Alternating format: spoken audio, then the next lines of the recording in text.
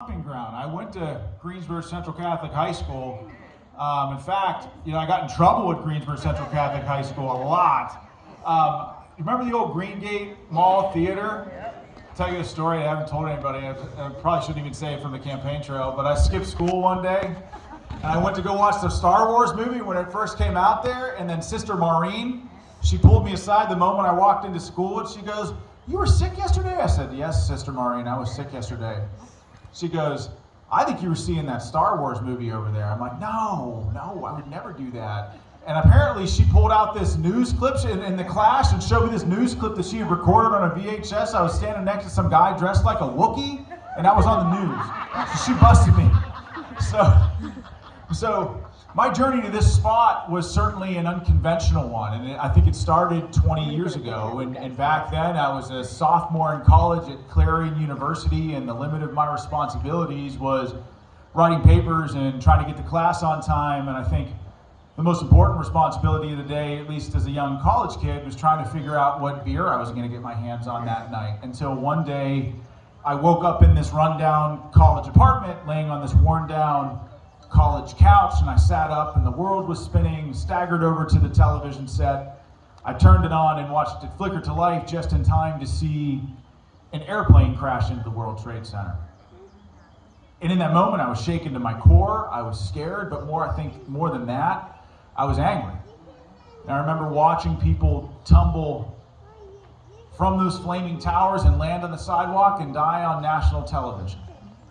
I remember watching people who were lucky enough to survive that fateful day stagger out of that wreckage, covered from head to toe in thick gray soot. The only thing you could see were bloodshot eyes and a 1,000-yard stare. You all remember those moments, right? It's like they were seared onto our very consciousness as American citizens. But I think what affected me the most that day was how Americans responded to the attack. When I'm talking about police officers, firefighters, or just ordinary American citizens with no training whatsoever, who instead of running away from the flames that day to save themselves, I watched one American after the next run headlong into them.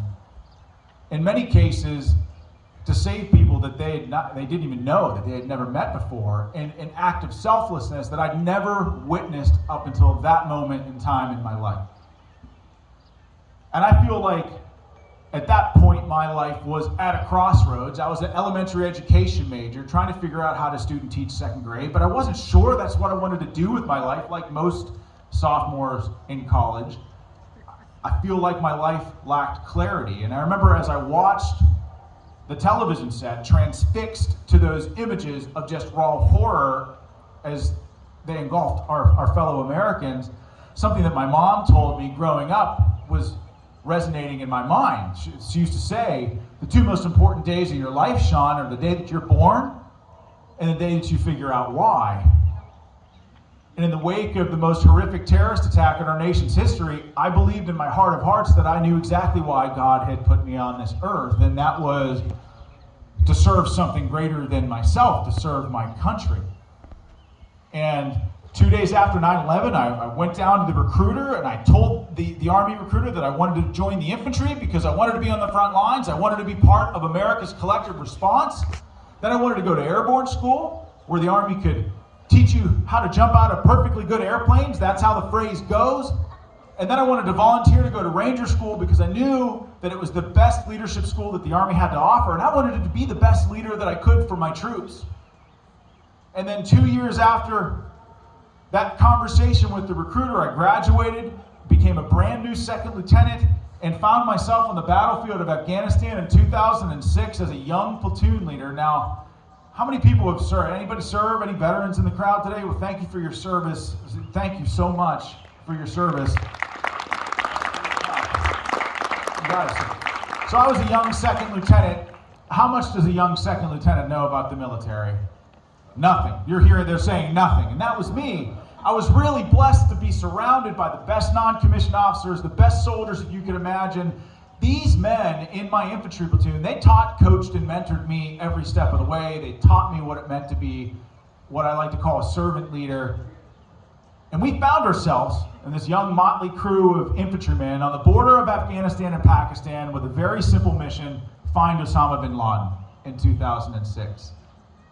And we didn't find Osama bin Laden, unfortunately, but we found thousands of enemy troops all along the Afghan-Pakistan border. They attacked us relentlessly every day, 485 days of combat, 16 months of heavy combat in Afghanistan. 85% of my platoon was wounded, some twice. I think someone was wounded 3 times. I was wounded as well. I got blown up by a rocket-propelled grenade. I fractured my skull. I had a pretty terrible head injury, which is probably why I'm running for political office right now. But we won every fight that we were in. Over 16 months in Afghanistan, we killed over 350 of the most deadly terrorists the world has ever known, and our country and this world is better for it. We fought for each other in Afghanistan, and we fought for this country, and we fought for freedom. And I feel like I was blessed to lead one of the most diverse infantry platoons that you could possibly imagine. Black next to white, Christians next to atheists, young next to old, Northerners next to Southerners, and even Democrats next to Republicans. But in Afghanistan, on the border, surrounded by that death and destruction every day, no one focused on our many differences. We focused on our common bond as Americans. And I can tell you from firsthand experience that there were no hyphenated Americans on the battlefield of Afghanistan in 2006, just Americans. The same people who stormed the beaches of Normandy, scaled the cliffs at Pointe du Hoc, and liberated concentration camps all over Europe and defeated the Nazis. The same people who, when united, went to the moon with less technology than you have in your cell phone in your pocket right now. And that was the most profound leadership lesson that I learned on the battlefield, that one, leadership isn't about telling people what to do. Leadership is about serving others, and that when Americans are united in purpose, we can accomplish anything.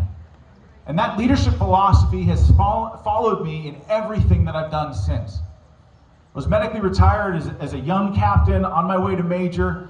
I left the military broke and broken in 2010. I had to reinvent myself. I came back here to Pittsburgh, where my family's been in Western Pennsylvania for almost 100 years. Went to Duquesne University, got my master's degree there, and I started writing books. I'm not a writer, not the smartest guy in the room, but I threw myself into my next mission, which was doing everything I could to tell the story of my troops, because when my men came home, many of them felt like they were forgotten.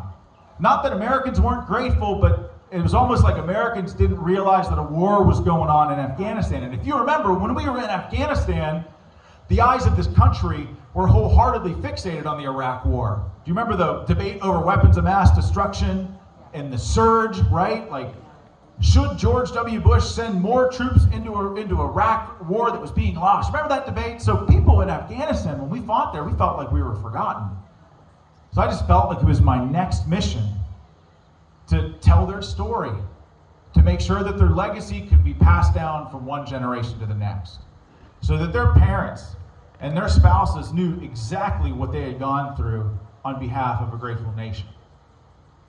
And Outlaw Platoon, when it came out, I didn't expect it to do anything, but it became a bestseller in its first week, and then every week after that, I think for 52 weeks, and that book gave me the opportunity to give back to my country in greater ways, and I was able to co-found a charity called the American Warrior Initiative, and we've been traveling around the countries for almost the last 10 years, giving service dogs to vets, first responders, and their families, and it was a pretty amazing existence. And then, of course, in 2019, all of that changed when President Trump came to town in Western Pennsylvania at the Marcellus Shale Coalition. He gave this big raucous speech.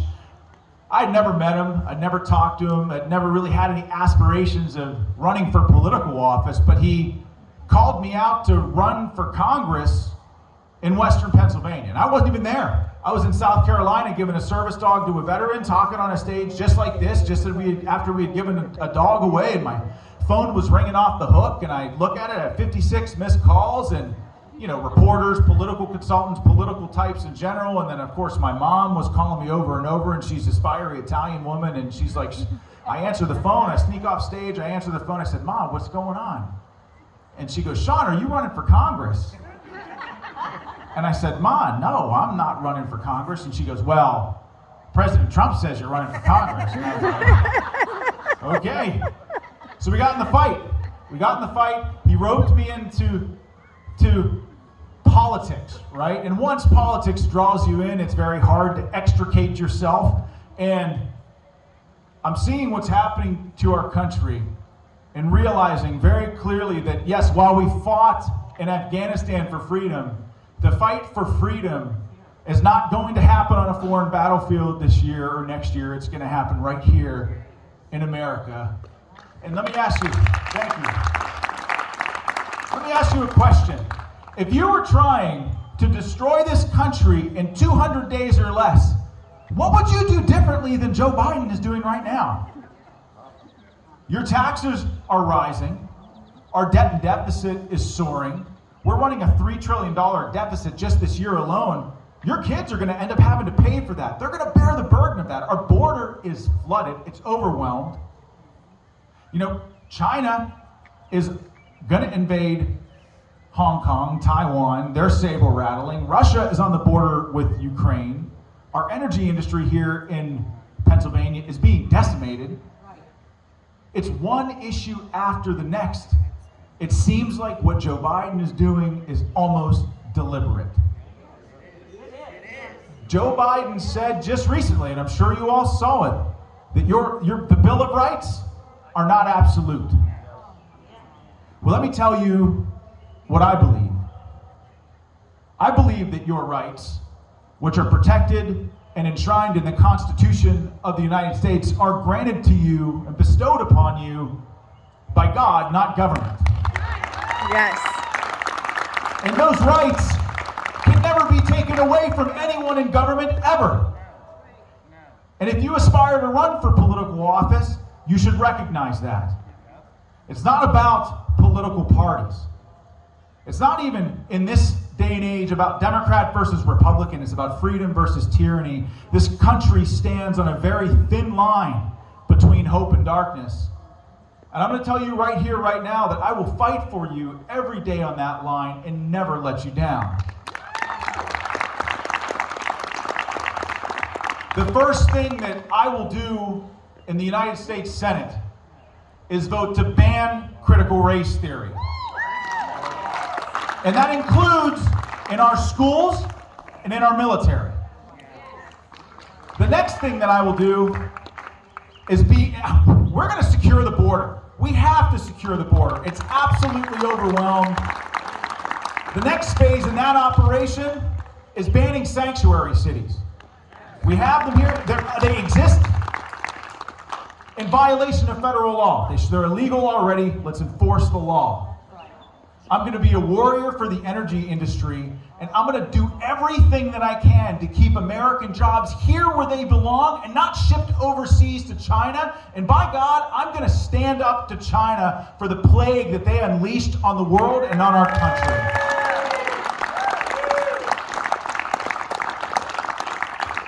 I'm going to fight for election integrity every single day. It is by far one of the most important issues that we face. In fact, I'm the only candidate running for Senate who fought for election integrity on multiple occasions before the election and after the election and won. You hear on the media all the time, well, Trump never won a single court case. Well, we won in the Commonwealth Court. We took our case against Act 77 to the Commonwealth Court, and it was found unconstitutional. And guess what? That case meant standing up to the Republican Party and standing up to the Democrat Party. They both got it wrong. Why?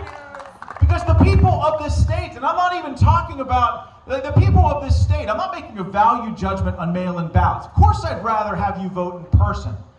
But the people of this state, in order to pass no excuse mail-in balloting in the state of Pennsylvania, requires a constitutional amendment.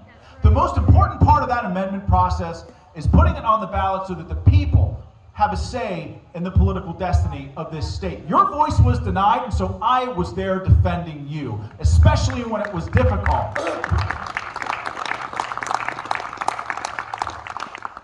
Being a leader, I think that this country desperately desires more leaders and fewer politicians. And that's what I will be for you. I can't promise you that we will agree on every single issue. That's the one promise that I can make you. But I can promise you that I will be there for you every day. Not just when times are easy, but especially when times are difficult. Because that's what leaders do. And I won't let you down. 2022, the radical left knows that everything depends on Pennsylvania. They know that they can't have a hard majority in the United States Senate without winning this Senate seat in Pennsylvania. They are singularly focused on winning this Senate seat in Pennsylvania. And I'm here to tell you that I'm not going to let them do that. We're going to win this seat, and we're going to hold it. But I can't do it. I can't do it without you. And so my message to you today is find a way to get involved. Obviously, you're here, you care, you want to be involved, and that's great. But every day that you wake up and you draw breath, you have to be in the fight for freedom in this country, because we're on the brink. Organize, knock on doors, make phone calls, find candidates that you believe in, and volunteer for them, work for them, help them. Let's make sure that we win every race in 2021, up and down the ballot, and then let's shift our focus to 2022, and let's win Pennsylvania, and let's save the United States of America. So thank you all so much for your time. It's an honor to be here. God bless you all, and God bless this amazing country that we live in. Thank you.